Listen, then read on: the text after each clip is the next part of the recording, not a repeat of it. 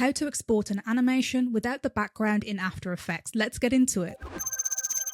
To begin with, make sure that your animation doesn't have anything in the background. What I mean by this is come down to the transparency grid at the bottom, click into this, and then you should see a completely transparent grid.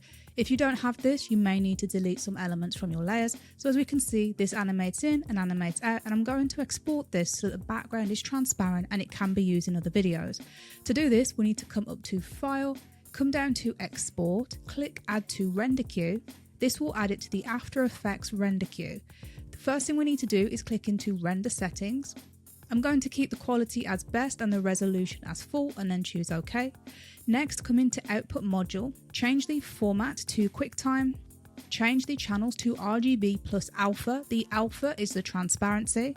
Next, click into Format Options, click into Video Codec and make this animation and then choose OK. Next, choose OK again. Finally, you need to choose where you want this to export to, so click onto here.